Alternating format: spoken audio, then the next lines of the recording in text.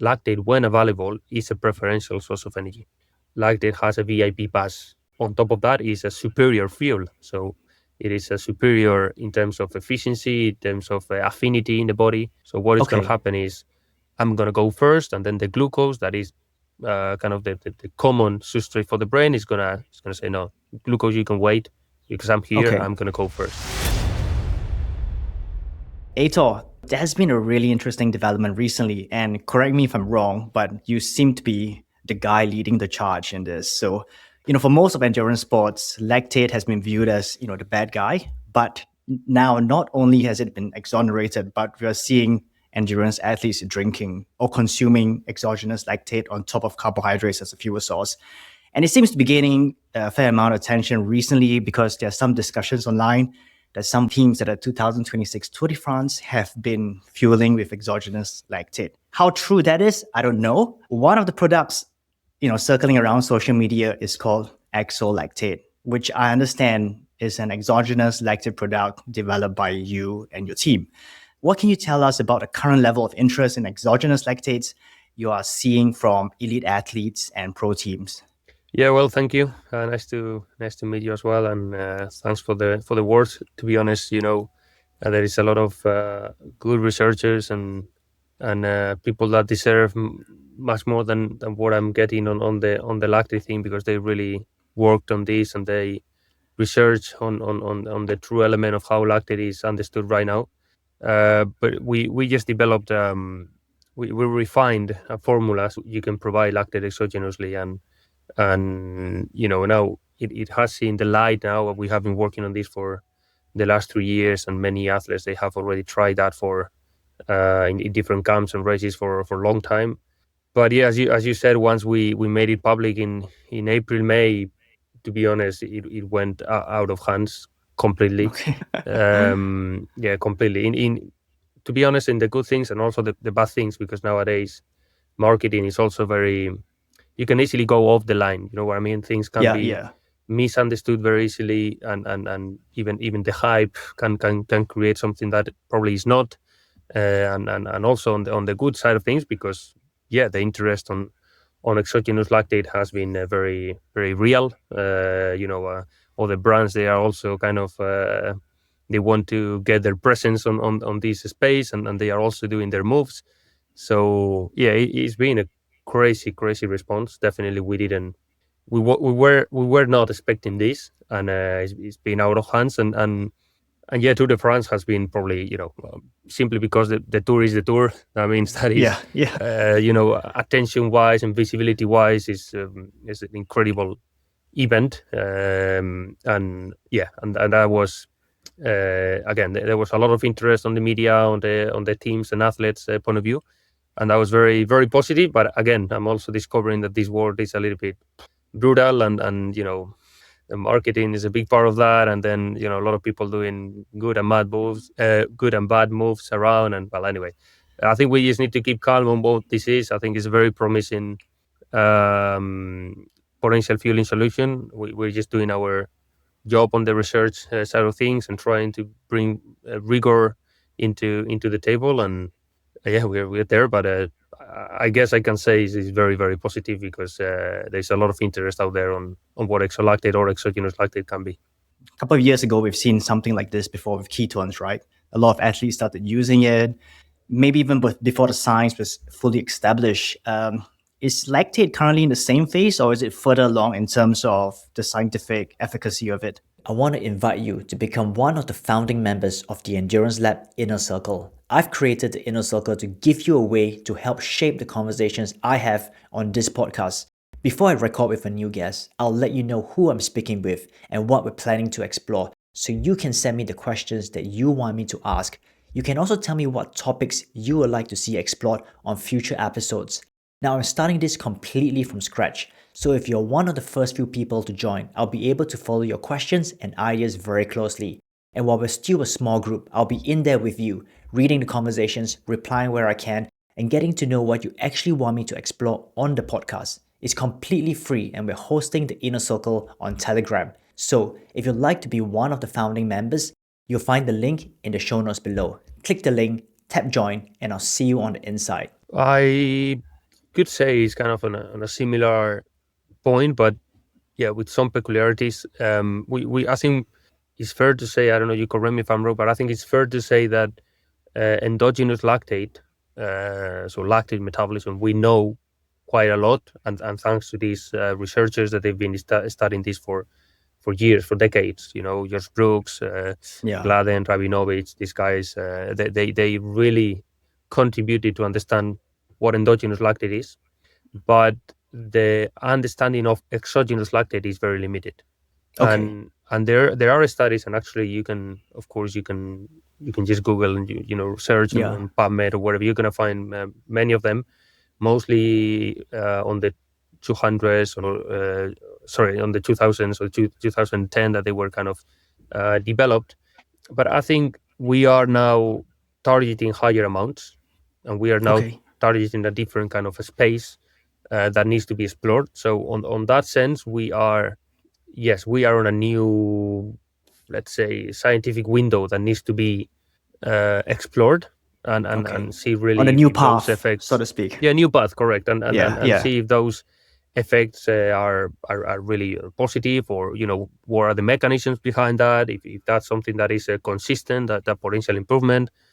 So I could say, similarly to ketones, probably there's a new path that we need to walk from science point of view, and Mhm. that's what we wanted initially. To be honest, our company is called From Lab to Field. Is Initially it was founded just to bring some certain innovation into the space. Not a product, really, not to sell a product. Of Okay. course, that everything has gotten out of hands, and then you see there is competition, and then you end up doing kind of sometimes different things.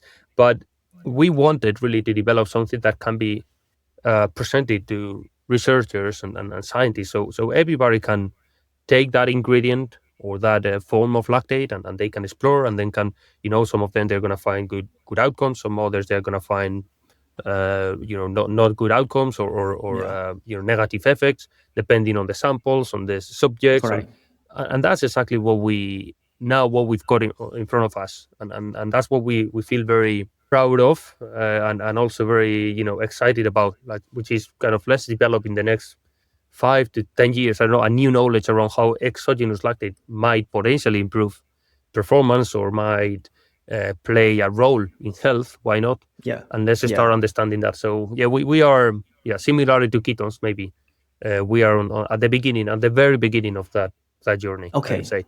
Okay. Okay. Fantastic.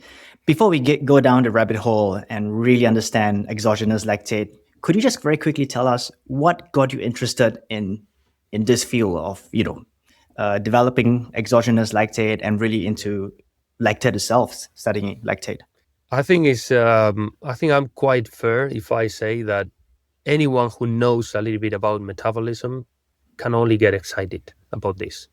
I mean, it is so exciting. I don't know where we're going to end up in 10 years or 5 years time when we have more knowledge. But if you read the mechanisms, if you understand what lactate is, the new understanding of lactate, the modern kind of understanding of lactate, you also see some evidences is you cannot get excited, or you cannot not get excited. I Not get mean, it's excited. something that Yeah. you Yeah. exactly. I mean, it's something that you really.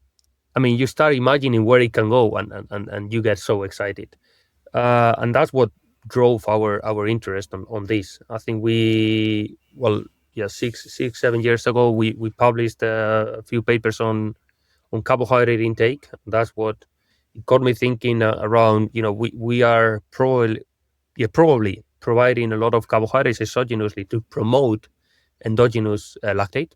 So why don't we Okay. target lactate, and we bypass somehow carbohydrates? And that's where we started. And then of course you see a lot of barriers, and then you end up finding some possibilities or windows, and well, we founded the company, and we made it work. But I think, again, anyone who knows a little bit, or who studies a little bit metabolism, you can only get excited about lactate, because it's fascinating. Okay, fantastic. You mentioned just now that you promote, or the philosophy is to promote a high level of exogenous carbohydrates to create endogenous lactate. Could you explain that a little bit more so people can understand the downstream effects of how Yeah. carbohydrates relate to lactate? Well, the fueling practices, they've been focused on carbohydrate supply. So what we understand as fueling is exogenous carbohydrate supplementation that we use on a daily basis and on high performance, especially endurance disciplines. But when you study what happens with those carbohydrates, then you realize that when you ingest glucose or when you ingest fructose, of course, it depends on the rates and it depends on the capacity of the human that takes those carbohydrates or sugars. But quite a substantial amount of those are going to be converted into lactate in the body. In the case of fructose, it's going to be a decent amount. It can be up to 30, 35, even 40% of it. And also glucose is immediately, even when you are at rest, converted into lactate. And that happens for a reason. Lactate mostly promotes higher efficiency environments. And that's where you can start thinking about, fine, if we are trying to push that limit farther into how much these bike riders in the Tour de France, they can consume 120, 130, 160, whatever it is. And partly the goal is to promote endogenous lactate because that's what we're trying to do. Why don't we add another third fuel to the equation that on top of that is a superior fuel? So it is a superior in terms of efficiency, in terms of affinity in the body. And that's where probably you can start imagining and guessing, that there might be something special there. Okay, what tissues in the body can actually use lactate for energy? I understand that the brain loves lactate, right? But and obviously skeletal muscle does use it. But what are all the tissues that actually can use lactate in the body to produce energy?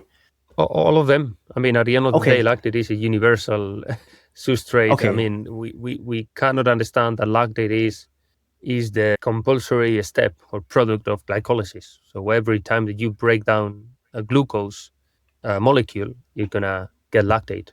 And of course, that depends on muscle. If we go to the muscle, then different muscle fibers and different affinity to lactate. And in some places, mostly it's going to be produced, and in some others, mostly it's going to be oxidized. But all the tissues, they're gonna prefer lactate eventually to promote energy, or to promote the energy transformation or conversion.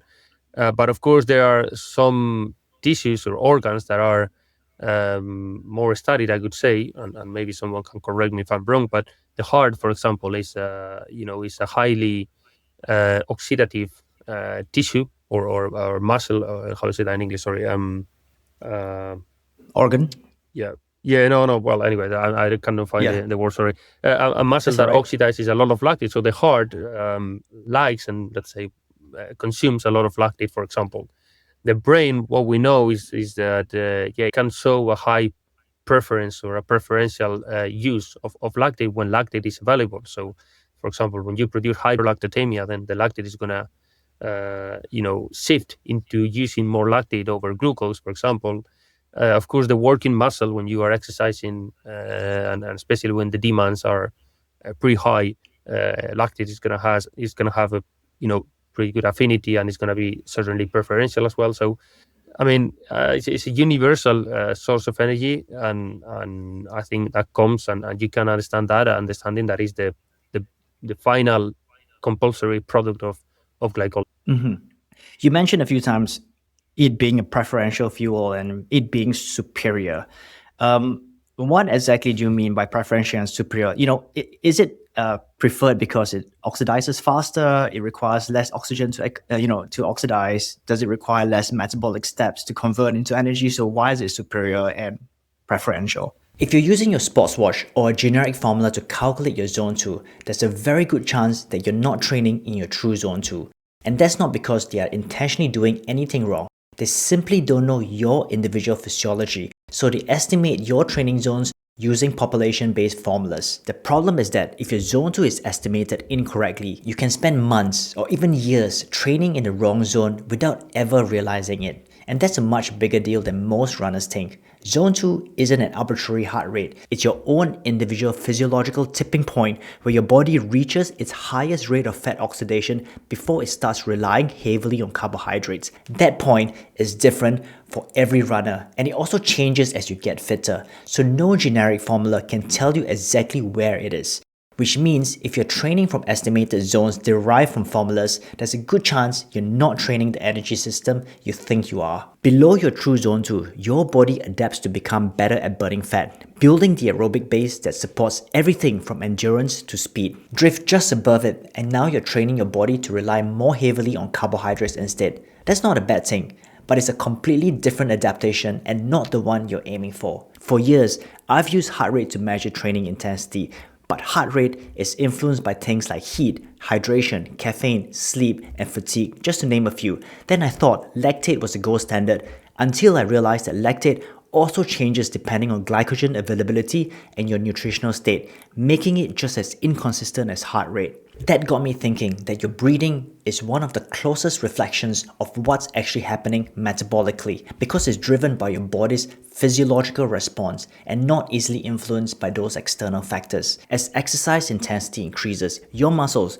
gradually shift from burning more fat to burning more carbohydrates, which produces more carbon dioxide that your body has to remove by increasing your breathing. That change in ventilation happens at your own individual physiological thresholds and not at a generic percentage of your maximum heart rate. That's why learning about the VitaPro from Timeware was such a breakthrough for me. Instead of estimating training zones from generic formulas or indirect markers, it measures your breathing in real time to identify your own individual physiological thresholds that are not influenced by external factors. If you're serious about building your aerobic base, improving endurance, and making sure that every zone to run is actually doing what it's supposed to do, I think it's well worth looking into. Timeware is giving listeners of the Endurance Lab podcast $100 off their pro training membership when you use my link in the description with my code ELABTW26. And if you'd like to understand the science behind it all, check out my full conversation with Timeware founder Anar Larosan, also linked in the description below. What exactly do you mean by preferential and superior? Is it preferred because it oxidizes faster? It requires less oxygen to oxidize. Does it require less metabolic steps to convert into energy? So why is it superior and preferential? I mean, I'm sure that these words, they are maybe a little bit hyped. So Okay, probably okay. when you go into the real science and someone, a very good academic is going to argue with me that maybe those words, they need to be refined a little bit. Okay. But I don't know why, really. I just know what it happens. I mean, there are different studies that they show, again, for example, the brain cells, that when, the neurons and the astrocytes, who are those cells around the brain, that they, when they are exposed to hyperlactatemia, they somehow change their substrate utilization. And that shows that lactate, when available, is a preferential source of energy. Okay. So the way I understand this is when lactate is available, lactate has a VIP pass. So what is going to happen is I'm going to go first, and then the glucose, that is kind of the common substrate for the brain, is going to say, no, glucose, you can wait because I'm here. Okay. I'm going to go first. So if you understand those studies and if you understand those dynamics, when there is hyperlactatemia in different cells in the body, lactate is preferentially selected as carbon source to convert energy. And that's where you can probably deduct and you can conclude that this is a preferential substrate.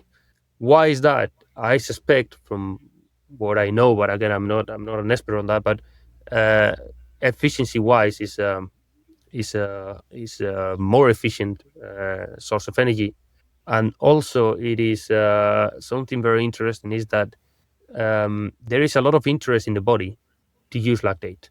And the example of that is the glucose paradox that I'm sure you are aware of. The body is going to, don't get me wrong, but it's going to spend, or it's going to waste more energy to create lactate, and then lactate to create glucose. And then, so to dedicate more resources to create lactate rather than oxidizing directly glucose. And that's, why is that? I mean, why is that? Because there might be something else. The lactate, of course, is playing a role in the body, as a signaling molecule, bringing carbons from this tissue to this one, or from the brain to the muscle, etc. So there is an extra kind of qualitative role, if you want to call it that way, that is not only Okay. converting energy, but there is interest in the body to use lactate as an exergine, which is a signaling molecule. So that's how I end up understanding that, priority or superior in terms of efficiency, but also traveling. A glucose cannot exit the muscle cell, but the lactate can exit with some Okay. carbons. So it's a preferential traveler through the body, and also when it comes to producing energy, it is a preferential source of energy, simply because when the lactate is available, glucose is sent into a second row. Okay. Can you correct me if I'm wrong, but exogenous lactate is a byproduct of unoxidized carbohydrate, right? It's a byproduct of carbohydrate oxidation. Is it a byproduct of carbohydrate oxidation? Biochemically, lactate is it comes from the conversion of pyruvate, which is the second last step of glycolysis. So glucose is not Okay. oxidized; it's never oxidized in glycolysis. Glycolysis is a pathway, is a metabolic pathway that occurs in the cytosol, so not in the mitochondria, which doesn't require oxygen to break it down into pyruvate and then into lactate. And then lactate or pyruvate, both of them, they're going to be oxidized. Technically, they are going to be oxidized in the mitochondria or mitochondrial lactate complex, for example. But glucose is not oxidized in glycolysis. That's not a reaction that happens. Glycolysis is breaking down the glucose into pyruvate, and then pyruvate is gonna be transformed into lactate, and then lactate or pyruvate they're gonna be oxidized directly in mitochondria. Okay. Is when we compare all the energy substrates available for use during exercise, right? Assuming they're all present in the body. So we talked about just now glucose versus lactate, and if we bring in fatty acids, ketones, and fructose, what determines which fuel the body chooses at any given moment? Or is it just that lactate has a VIP pass that bypasses everything? Or is it, like between fat and carbohydrates, right? It's somewhat intensity based, right? The higher intensity, you switch more towards glycogen or carbohydrates. Yeah. Where does lactate fit on that spectrum? Yeah, rather than intensity, is really is the capacity of the mitochondria to use or to transform energy through oxidation. So and of course that is intensity, because at low intensity mitochondria is let's say capable of oxidizing substrates correctly, and then when that mitochondria is stretched, then it's going to get saturated or stress, and it's not going to be able to oxidize. So intensity is one of the main factors, I could say, and that's where we can also understand that the common shift between fats into glucose lactate metabolism that we understand very well, and we see with a metabolic card or whatever test that we can do. So I could say that's the main one. But then on that spectrum, then where do you allocate ketones? I don't know, because really the ketones they only have a preferential use when there's no glucose available, when there's not enough carbohydrates in the body. But if you go to the biochemical affinity of ketones and lactate transporters, for example, that these use the same family, MCTs, which are those doors that open, the kind of the wall of the cells to come in and out, and the different organelles in the cell. Lactate is always going to have higher affinity over ketones. Okay. And we know that very well. So yeah, it's not only intensity. There are other factors that I don't know how to organize a little bit. I'm a little bit confused, to be honest, right now. But I think understanding how lactate plays a role also at low intensities, because there is, for example, some very nice studies from Brooks' research team, and they saw how the postprandial state, on a postprandial state after eating, the lactate concentration is also very high, because those carbohydrates are converted into lactate, and lactate is also a very important substrate at low intensities when you're just resting or when you are just riding at low intensity. So of course intensity is a big factor, but that doesn't mean that sometimes we understand the body as we are only using gases when we are resting or going very low intensity, and only carbohydrates when we are going high intensity. And that's far from the reality. We are constantly using all the pipelines that we've got, and it's just that continuum use of the different substrate would give us the capacity to produce a lot of energy. Okay. Can you walk us through how exogenous lactate gets processed mechanistically in the body after someone consumes it? Based on the available scientific literature, and also some studies that we have done internally, which we are still missing, for example, isotopes, tracers, and studies that are really mechanistically, let's say, serious to really answer that question. But I guess if you ingest exogenous lactate which is very important, by the way, the matrix where you are ingesting that lactate is very important. It's not just like drinking lactic acid, for example, that you've got a pH of 2. That your mouth is gonna, is not gonna be nice, and also your esophagus, and that's something that I think we need to also claim. That now new potentials are gonna come, but we need to understand really how lactate can be in the right form, in the right elements, so it can be respectful for the body as well. But let's assume we've got our solution, our gel, that is a pH 5.1 from readings 5.3. So that is absorbed, and then you ingest it, and then it arrives to the stomach, and there is the gastric emptying, and then it goes to the intestine, to the duodenum, and then that is presumably is gonna be absorbed directly through MCTs.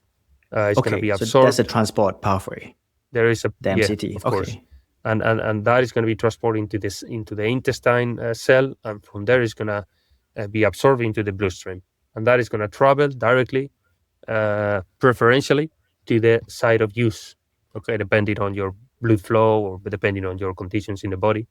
Whereas glucose and fructose, we know the mechanisms. SGLT1 transporter, they're different transporters, and they bring glucose and fructose into the bloodstream, and then that is going to go into different other pathways. Maybe sometimes the liver, some others they go directly to the site of use as well. So, but lactate, we assume, and we conclude that it's going to be absorbed in the intestine, in the duodenum, as through MCTs to the intestine cell, and then that is going to go into the bloodstream. Okay, and does it take the same pathway as endogenous lactate would after that? Does it follow the same? Well, endogenous lactate that is produced in a cell, in the intestine cell, for example, because sometimes I don't know why. I mean, all the cells in the body, they produce lactate. We only tend to think that we are only producing lactate in the muscle. In our space, that is the performance. Correct. We think that it's only muscle and lactate, and that's it. But I guess from my understanding that an intestine cell is also converting energy to meet the demands of that cell, and is converting glucose into lactate. So when endogenously that happens, that lactate then is transported somewhere else, to the bloodstream or somewhere else. And that's something that also happens, of course, in the intestine when the normal, usual kind of business as usual in the cell is happening. They are constantly producing lactate as well. Okay. The route that you described to me sounds like lactate gets converted to energy a little bit faster than glucose or fructose. Is that correct? Because you said that it goes into the bloodstream and then it can be taken up, but then glucose has to be first converted to it first has to go through that whole process of glucose. Yes. And there are some nice studies on isotopes and how you recover those isotopes, that it shows that oxidation is faster than glucose and fructose, but also mechanistically we know that lactate can go directly and doesn't need to, for example, go onto that first step of metabolism, liver metabolism. Okay. Between endogenous and exogenous lactate, the molecule itself, is there any obvious difference between the two when it's inside the body? Again, I think we know a lot about endogenous lactate. I think we we have to all learn about exogenous lactate. In terms of biochemistry, there's not any difference. A molecule is a molecule. Lactate is a base. When there is a certain pH, it is gonna be on a lactate form, and below a certain other pH, like the pKa. I don't know how to say it in English. pKa is 3.86. So below that, the majority of the lactate is going to be mostly lactic acid. Above that, the majority of the lactate is going to be lactate. But the molecule is the same. Okay. So I don't see any differences between exogenous and endogenous lactate. Just the form that you use to provide lactate exogenously. So, for example, lactate is not a molecule that can travel alone, and that's the reason why we've got real problems to provide exogenous lactate, because that always need a companion. Let's Like a say carrier. sodium, a carrier, correct? The sodium, Yeah. potassium, an amino acid, and glycerol, whatever it is, an ester. But Yeah. it depends on that. The behavior is going to be, I guess, dramatically different. And that's what we're trying to understand as well. Okay. So if someone or when someone consumes exogenous lactate, right, at least the one that you produce, or your team produces, what are we, apart from the molecule, what else are we consuming? What are the ingredients that make up this product, Exolactate? We know that we take an energy gel. There's glucose, fructose, citric acid, and some other stuff. But if we take some lactate, what's inside it? Yeah, well, you can find out flf.shop, and you can find all the ingredients there, and you can in the European Union you can also buy it and all that, and you can see ingredients. And we are now approved Informe the Sport, so that means that we have no doping or banned substances that are on the WADA list. But the last 3 years we have been focused on delivering lactate exogenously, and we've got different solutions, different things that we're going to bring into public. But at the beginning, we just decided to start with a gel, simply because it's probably on the endurance space is the most known product, and also because we started studying the impact of lactate on the fueling capacity. But there's much more for lactate when it comes to recovery, to adaptations, to health, whatever. So right now we created this gel that is it contains 40 grams of carbohydrates plus 5 grams of lactate. So you will find glucose, multidextrin and fructose on 1-to-1 ratio.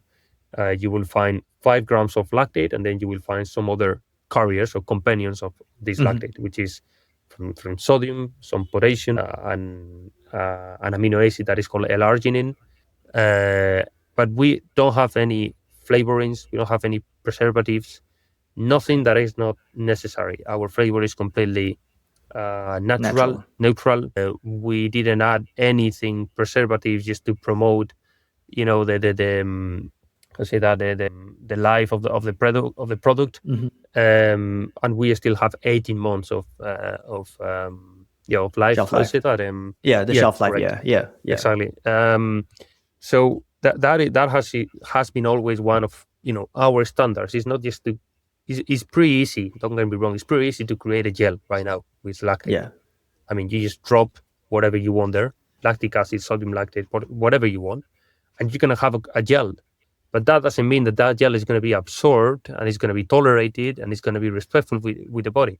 And that's the hard thing. And right now, lactate is, it is opening a new space. And now everybody is going to be, they want to have something with lactate, which is great. I like this idea. But my message here is whoever develops a product with lactate, please do it the right way.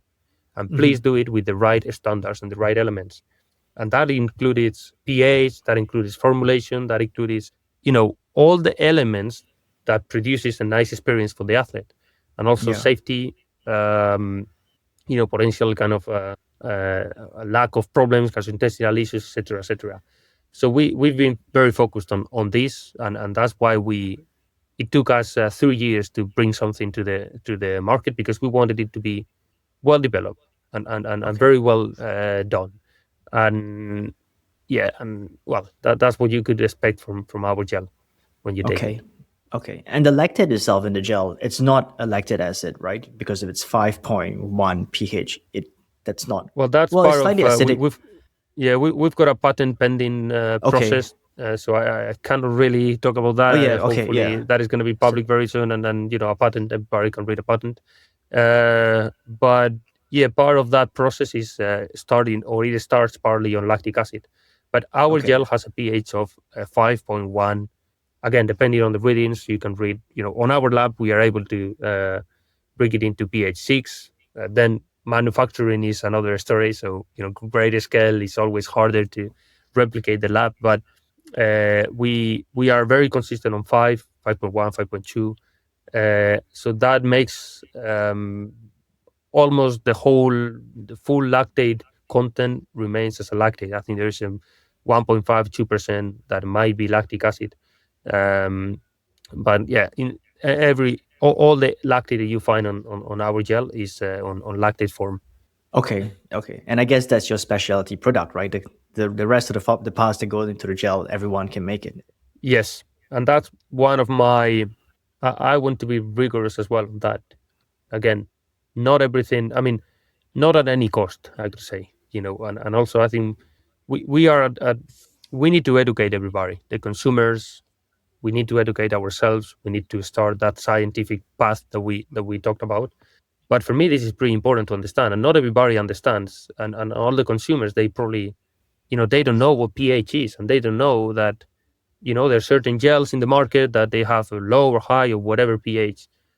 For me, that's something very important because that makes a real difference on health point of view when you ingest the gel, when you're exposed to a very acidic, um, let's say, products like, for example, these soda drinks or soft drinks. They are very acidic, and that's partly why they are not recommended.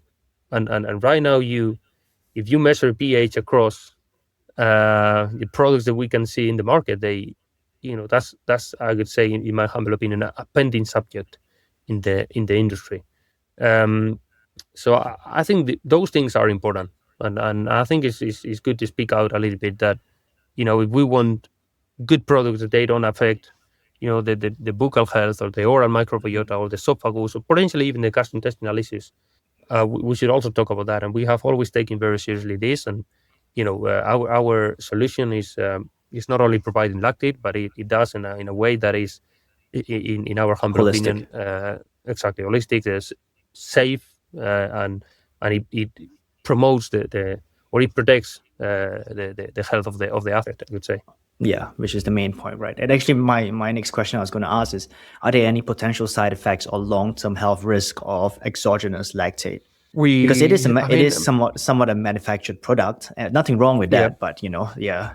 No, correct. And I think we also need to be very, very clear with that. Lactate and lactate gels, they cannot be the foundations of our nutrition. I mean, not at all. They are Oh yeah. the top of the pyramid, and you could only use them when very specific cases. So that's well, normally we take that for granted, but I think it needs to be explained. You need to take these gels every day. I mean, same thing It's for not the sports case. gel, right? A regular sports gel is not something you take every day. It's just for a very specific purpose. Exactly. Yeah. That said, the exogenous lactate, the main negative effects that we know, they are gastrointestinal. I mean, if you don't tolerate them, then you're gonna, same as another gel. If you don't tolerate a carbohydrate gel, then and you're exercising, you need to stop. You need to you're gonna have some gastrointestinal distress or symptoms and things like that. Apart from that, we don't know any other negative effects. I'm sure that's something that we need to study, we need to learn, and I appreciate it. All the colleges that there are, or all the scientists that they are a little bit cautious about this. I totally understand that, because I'm the first one that I'm cautious is myself. I try to understand if there is any potential negative effect on these gels or the exolactate or exogenous lactate. But that's something that probably we need to learn in the future. But right now, there's no any evidence or any, let's say, understood mechanism which by we can understand that there are some potential negative effects. Yeah, that's it. Okay. When athletes produce lactate internally or a substantial amount of lactate internally, they have to first spend some energy or do some work to oxidize the glycogen, the carbohydrates, right? And then the byproduct becomes somewhat lactate. Consuming exogenous lactate, like you talked about earlier, increases lactate levels in the blood without having the same amount of metabolic work to be done. Is that Yeah. part of the benefit of consuming the exogenous lactate associated with having higher lactate levels in the blood without or by avoiding some of those muscular and nervous system stress required to Yeah, produce that correct. amount of lactate levels? Okay. What's Yeah, I could say. I mean, endogenous lactate requires a cost, which yeah. is activating glycolysis. And that's endogenous lactate. Sorry, I don't know what I said, but endogenous lactate it requires a cost, okay, which is producing that lactate in the exercise um, scenario. That means high intensity, so you produces a Fatigue lot of after lactate. that. Exactly, and that, as you said, the cost might be then the neuromuscular strain, the glycolytic kind of load, and fatigue. Okay, but exogenous lactate comes for free, so suddenly you're gonna find in your body a molecule that is coming for free, and those two differences. That's something that we need to understand. The implications of having a free molecule that is so potentially beneficial for the body. That how does that fit on our understanding of physiology? So right now, yes, on the exercise context, we know that having a higher lactate amounts in the blood, depending on the race or exercise intensity, etc., it is preferred. So it's something beneficial. But there are so many unknowns on how that works and why, and all that again needs to be explored. We've got a lot of studies on animals, on cells, so mechanistically, and actually we've got a paper under review that hopefully gets published, where we explain some of those mechanisms as a hypothesis. So it is something that needs to be validated probably in the future. But again, there is a path, scientific path, that we need to walk together, the whole scientific community. Okay.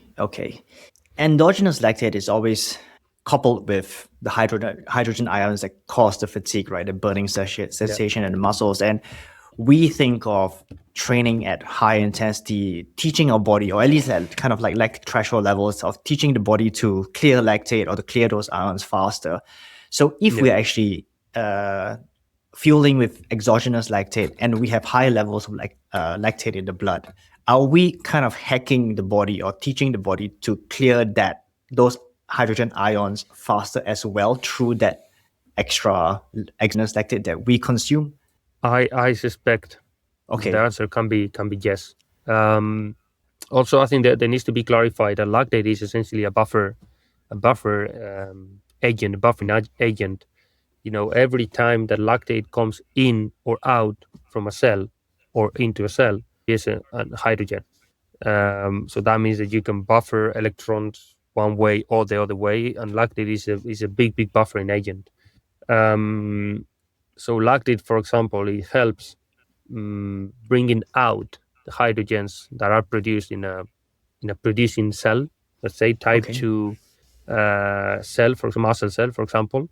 But also is gonna bring some hydrogens into consuming cell. And I think, let's see if I explain this well, but I have been trying to understand lactate on a very focused angle of the knowledge, and I couldn't understand many things, like why do they say that lactate is a buffer agent if in the cell, this doesn't make sense. But then you start lactate as a holistic kind of molecule in the body, and then you realize that the balance of hydrogens or the pH in the body is not only regulated on that muscle cell that is moving, it's across the body. Okay. So you're gonna bring some hydrogens into somewhere and bring some lactate into sites of oxidation and producing. So there is a constant balance, and lactate plays a massive role on that. And sometimes we don't understand certain mechanisms because maybe we are too focused on that cell, on that picture of the mitochondria that we always understand. but there are thousands and millions of those in the body that are not, all of them, they're not stressed. I don't know. Sometimes I imagine if I'm moving my legs and my legs are burning, and I'm producing a lot of lactate, you know, that lactate maybe is going to be oxidized in my brain or in my arms that are not so stressed, for example. Okay, so there is a constant balance in the body, and when we talk about buffering fatigue, for example, or buffering lactate, which is essentially a traveler or a carrier of carbons, which is energy, but also gens. I think we need to understand it as a full body kind of mission, not only on a cell, a specific cell. Okay. Athletes have been fueling with carbohydrates for decades and decades right now, right? And the recent evolution of going higher in carbohydrate consumption, exogenous carbohydrates, right? People are doing 120, 160 grams, maybe even higher.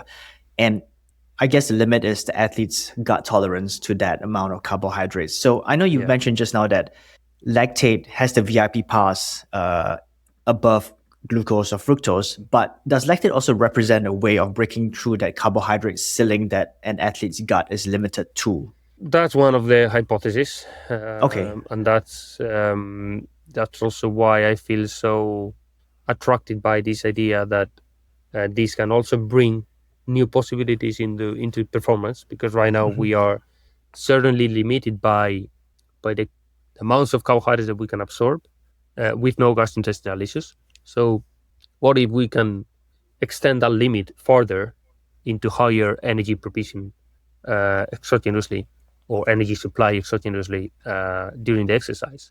Or what if, for example, we can minimize the gastrointestinal load by reducing some carbohydrates and adding lactate, for example? So you get the similar effect, but in a less kind of a compromised gastrointestinal state. Risk, exactly. So those are my questions, and I definitely think that this lactate can bring a new pathway, or a third, or a first, or I don't know how to name it, but another path to promote higher energy supply during the exercise. Yes. Okay. Is there any possibility that the lactate could actually have a synergistic effect when combined with the carbohydrates, where the whole is greater than the sum of the parts? Totally. And the reason why we have included lactate in a carbohydrate gel first, and again, the new other solutions that might come, is because lactate can make those carbohydrates more efficient. Okay. And we have seen that on some of our clinical trials and internal studies, and hopefully one of them sees the light and gets published very soon. Okay. So if you add lactate to a carbohydrate bolus, those carbohydrates, they are going to be used differently. So there is a difference between carbohydrates only and carbohydrates plus lactate. And for us, that's the interesting thing. Like, why lactate is making these carbohydrates more efficient, or it's taking most or more out of these carbohydrates. And that's partly because lactate also regulates the substrate utilization. So when lactate is in the muscle cell, is gonna say, okay, now I'm organizing the stuff here.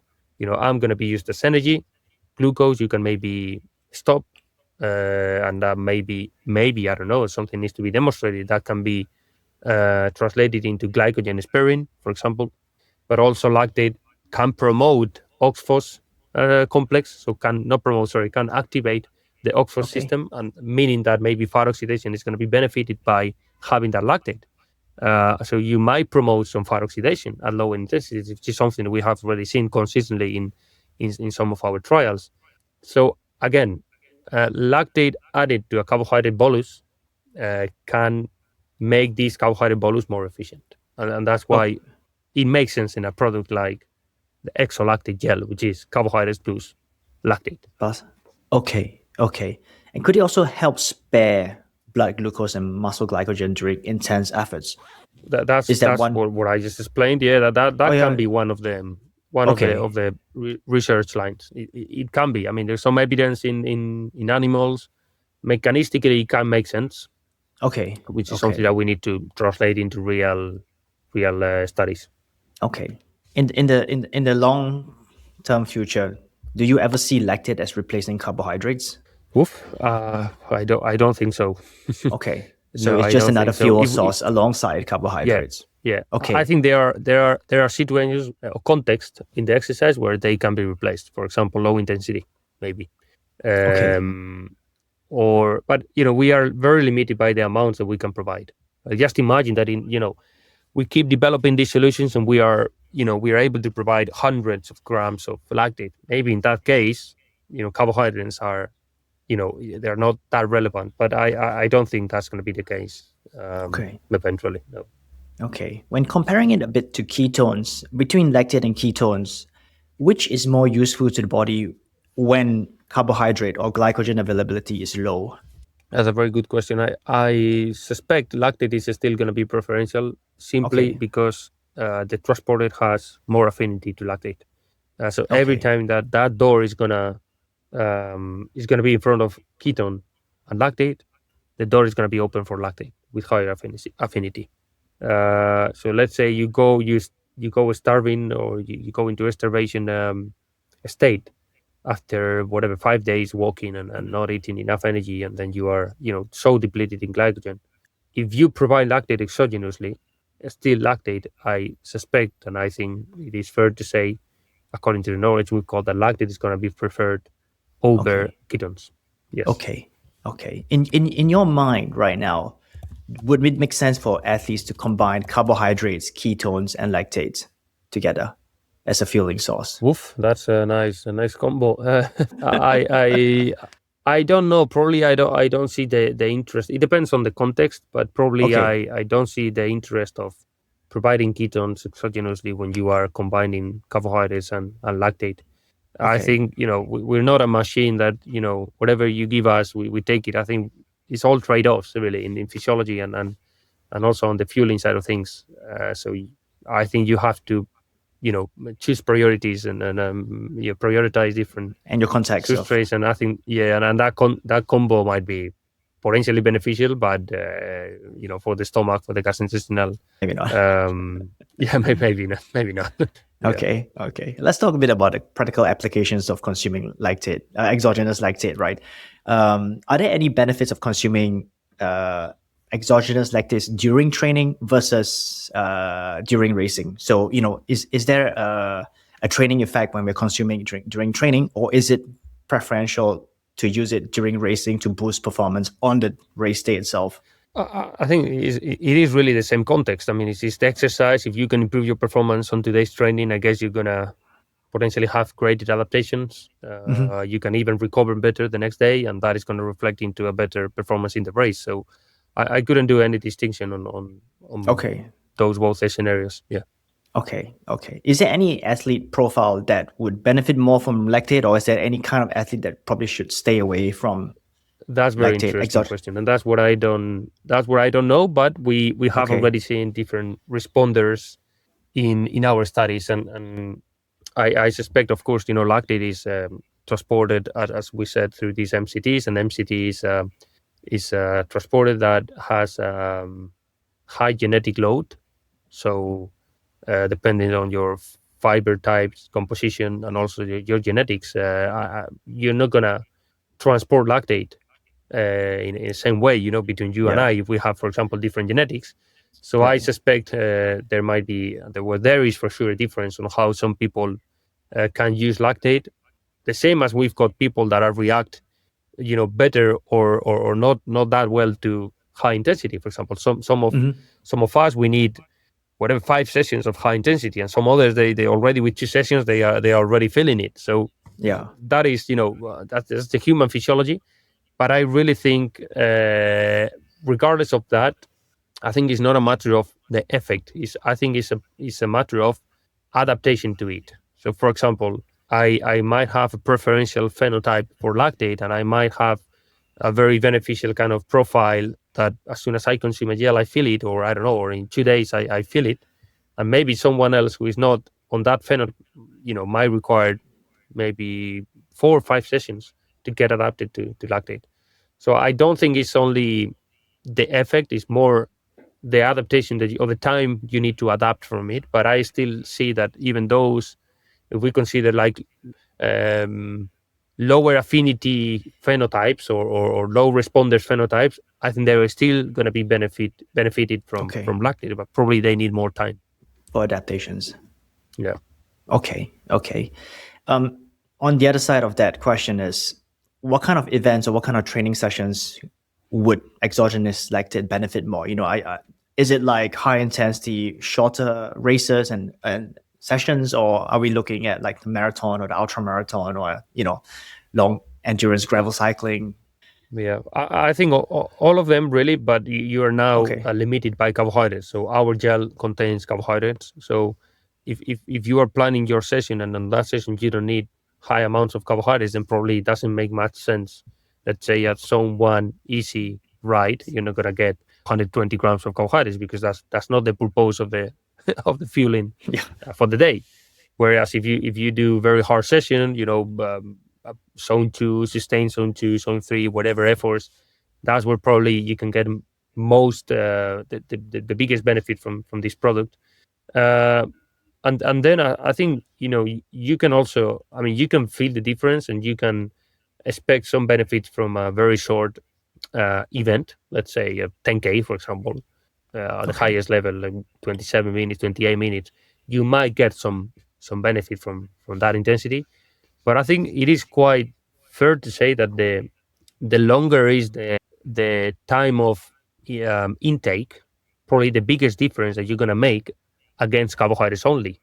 So let's say if you are on a gravel race and it's gonna take you 6 hours and you're just continuously taking lactate, at the end of the day, you're gonna have, if you took 10 grams of lactate per hour, you're gonna have 60 grams of lactate more, and that is going to be translated into more, of course, more energy and Mhm. whatever else lactate is making in the body, more power, more whatever. So the higher the fueling, the higher the gap against carbohydrates only. So that's why I Yeah. think there is a lot of room in the endurance space. For example, not only marathon but also any race on the professional cycling that they fueled continuously a lot of carbohydrates for 5-6 hours over 21 days, for example, or even an ultra UTMB or Yeah. OCC or CCC, 50, 60 kilometers to 100 and 100 miles. That's where probably you can expect, I could say, higher benefits. Okay. Could lactate influence fatigue by affecting the brain and nervous system rather than just providing a source of ATP? I think so. Okay. One of the reasons why in our studies we correlated carbohydrate intake with neuromuscular function, it was substrate availability, but also lactate availability in the body. I think lactate as a preferential source of energy for the brain, it can modulate nervous system, and I think neuromuscular function is gonna be protected on a higher extent than carbohydrates alone. That's one of my uh, yeah my research lines, if you want to put it Okay. that way. Okay.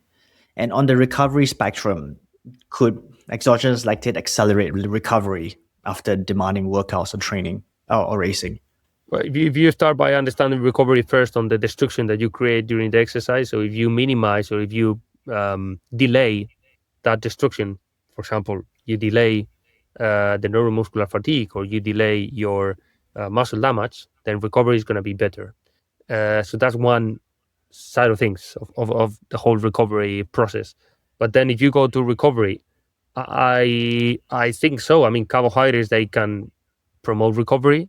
Lactate can be more efficient in providing that energy, and can also modulate the environment of the cell. So there is the same kind of rationale where you could think, yeah, lactate can potentially also help promoting recovery. Why not?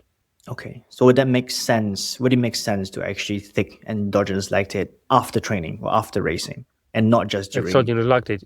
I think so. I think so. Okay. And I think that's where probably, yeah, different products and different ideas and applications are gonna come. But I definitely think so. Yes.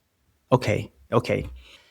Compared to formulating just a regular gel or a sports drink, the formulating the exogenous lactate seems to be a lot more challenging, right? So what were the challenges your team face with regards to formulation, production, and maybe even the customer acceptance of consuming lactate? Yeah.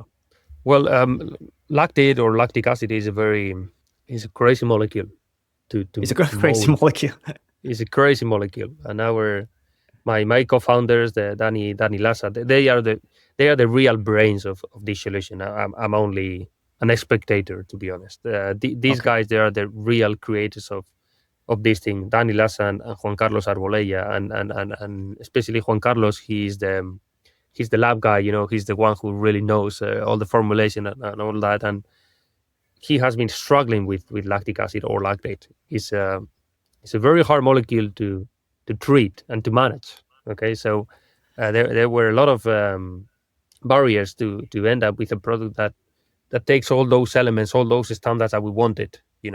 Like pH 5 with a barrier that you don't want. I mean, at the end of the day, you can use sodium lactate.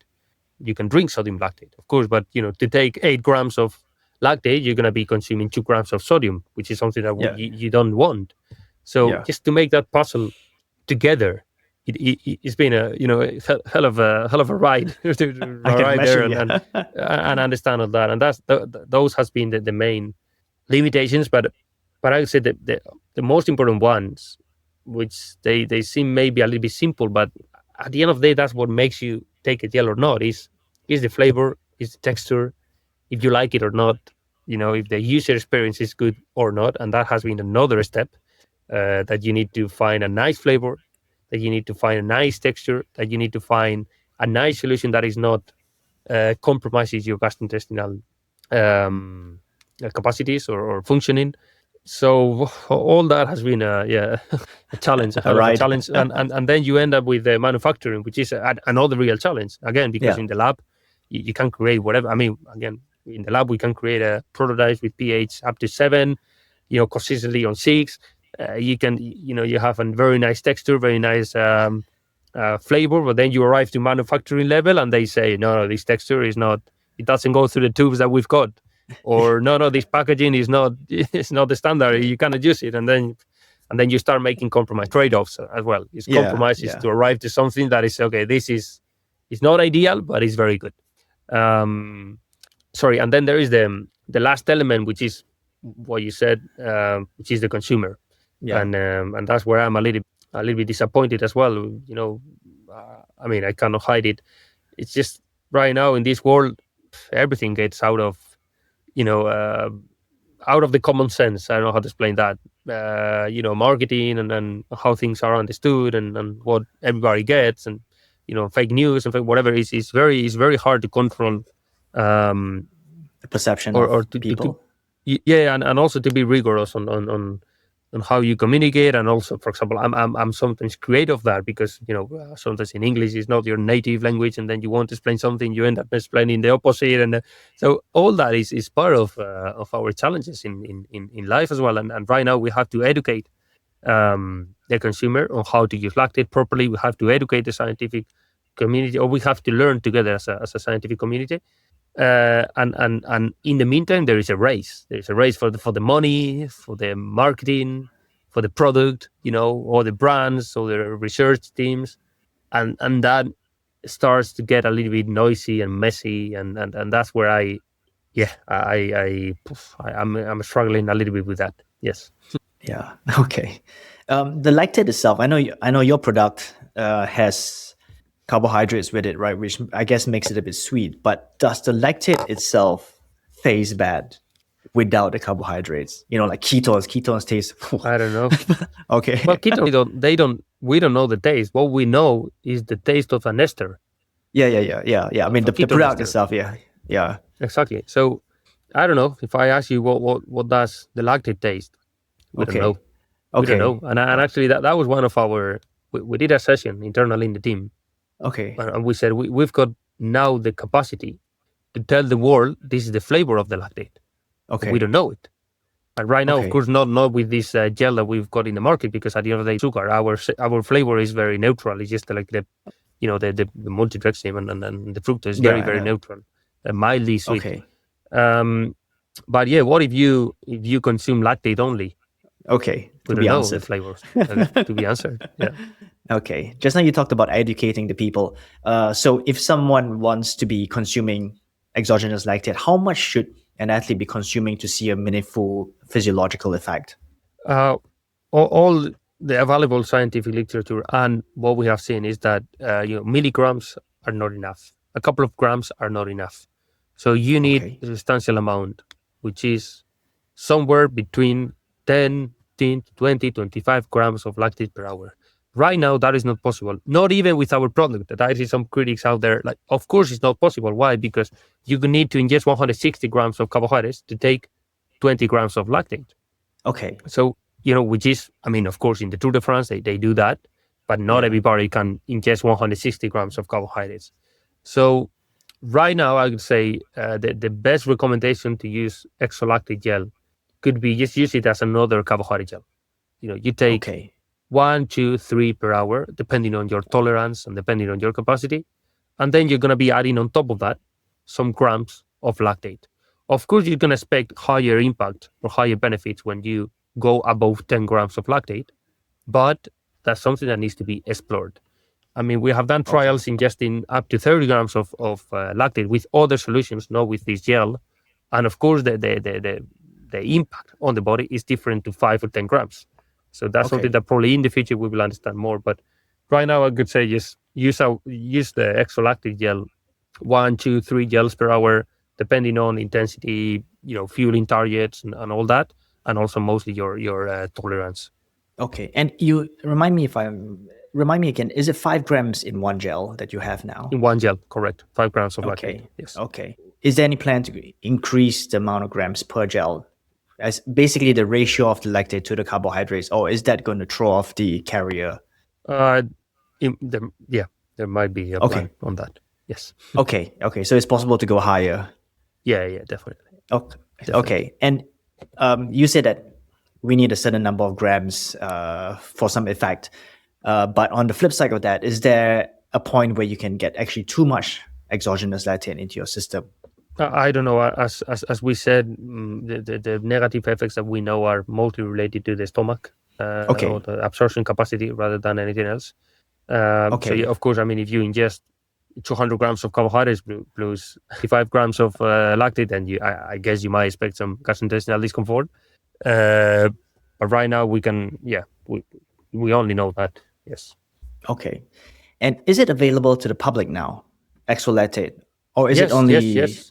It is. Oh. It is available. It's finally available. Okay. After, I think we have in already almost a week, publicly available. You can find it .shop. So our company is called FL. From Lab to Okay. Field. We just summarized it into F.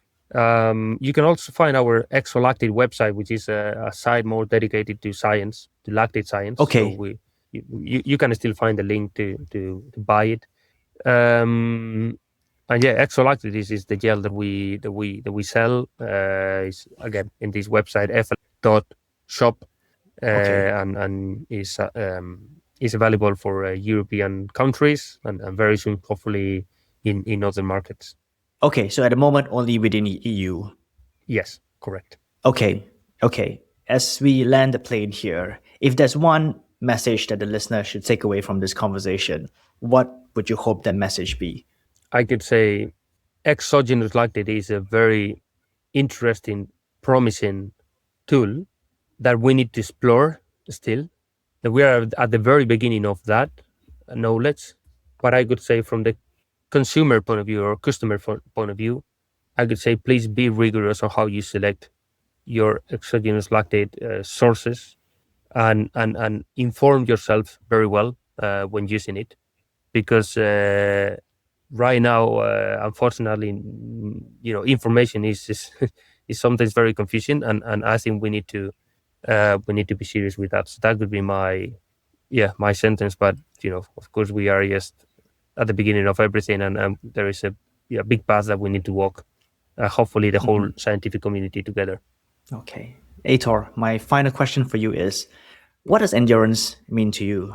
I guess exploration of your own limits and of the world as well.